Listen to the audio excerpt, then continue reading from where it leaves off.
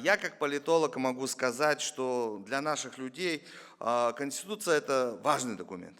Но простые граждане не всегда могут проецировать ее нормы на реальную жизнь, на какие-то обычные ситуации, которые в ней встречаются. Людям на самом деле важнее знать, кто мы, откуда мы, ну и, конечно, куда мы идем. Поэтому так важно дать широкое описание наших позиций, наших ценностных ориентиров в преамбуле к основному закону.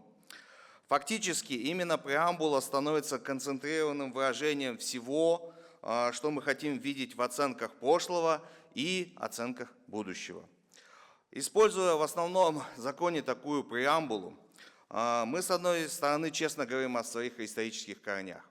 С другой стороны, мы выставляем заслон архаизации, говоря о поддержке и говоря о том, что мы ориентируемся на достижения науки и инноваций. Реальность сейчас такова, что государства без инноваций остаются на обочине мирового развития, прозябая в бедности.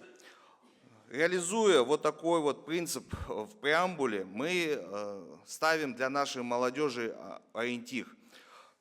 Будущее не за темщиками и инфо-цыганами, будущее за образованными и высококультурными людьми, которые работают в технологических отраслях, понимаете?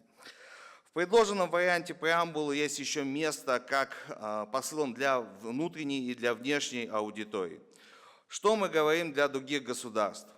Мы заявляем, что наши границы неприкосновенны, и мы говорим о том, что мы являемся миролюбивым государством, то есть хорошим соседом. Что мы говорим нашим гражданам этой преамбулы? Тут посылы просты.